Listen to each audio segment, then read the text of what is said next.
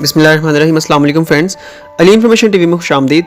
नाज़रीन, कतर की इमिग्रेशन के हवाले से पाकिस्तानी के लिए वीज़ा ऑन अराइवल में जो तब्दीली की गई है और वीज़ा ऑन अराइवल की जो शराइत मुकर्रर की गई हैं, जिनकी बुनियाद पर पाकिस्तानियों को कतर पहुँचने पर वीज़ा हासिल करने की सहूलत मुयस्सर होगी।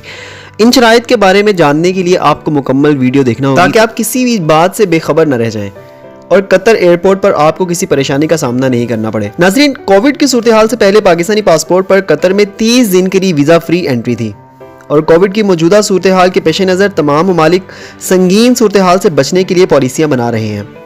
कतर इमिग्रेशन ने पाकिस्तानी पासपोर्ट होल्डर्स जो कि कतर जाना चाहते हैं और एयरपोर्ट पर वीज़ा ऑन अराइवल हासिल करना चाहते हैं, उनके लिए कुछ शराइत रखी हैं जिनके मुकम्मल होने पर आपको वीज़ा मिलेगा। अगर इनमें से कोई एक भी शर्त ना मुकम्मल हुई तो वीज़ा बिल्कुल नहीं मिलेगा और आपको वहां से ही वापस भेज दिया जाएगा। नाज़रीन, ये शराइत कौन कौन सी हैं, आइए इनके बारे में जानते हैं। वीडियो शुरू करने से पहले अगर आप मेरे चैनल पर नए हैं तो आपसे दरख्वास्त है कि मेरे चैनल अली इन्फॉर्मेशन टीवी को ज़रूर सब्सक्राइब कर लीजिए और साथ में लगे घंटी के बटन पर भी क्लिक कर दीजिए ताकि आपको मेरी आने वाली हर वीडियो का नोटिफिकेशन टाइम से मिल सके। सबसे पहले तो एयरपोर्ट पर आपको 100 कतरी रियाल के एवज 30 दिन के लिए सियाहती वीज़ा मिलेगा, जो कि आप मज़ीद 30 दिन के लिए एक्सटेंड भी करवा सकते हैं। उसके बाद आपके पास जो पासपोर्ट होगा वो कम से कम 6 माह तक वैलिड होना चाहिए। इससे कम टाइम की वैलिडिटी होगी तो भी वीज़ा नहीं मिलेगा। उसके बाद आपके पास वापसी का कंफर्म एयर टिकट होना ज़रूरी है, जिससे ये पता चलेगा कि आपकी वापसी किस तारीख को मुमकिन है या किस तारीख को आप वापस आएंगे। उसके बाद आपके पास पोलियो वैक्सीनेशन सर्टिफिकेट का होना भी ज़रूरी है।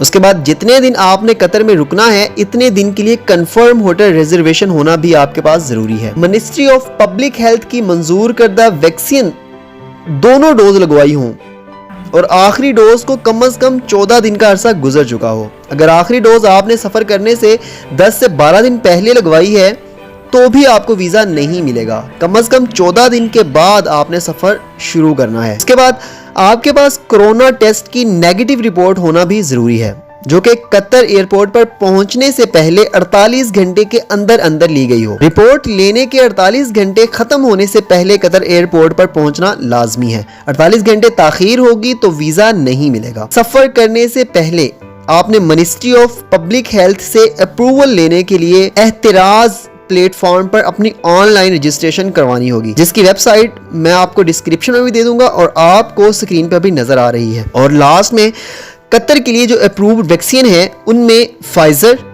मॉडर्ना, एस्ट्राजेनेका और चौथी है जॉनसन एंड जॉनसन, जिसकी सिर्फ एक डोज लगती है।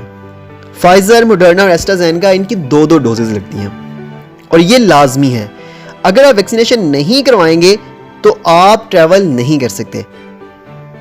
नाज़रीन, अगर आपको कतर सफ़र करने के लिए मज़ीद इंफॉर्मेशन दरकार हो तो आप qatarairways.com को विज़िट कर सकते हैं या उनके कॉल सेंटर पर भी रब्ता कर सकते हैं, जिसका नंबर है +92 21 38 79 0002।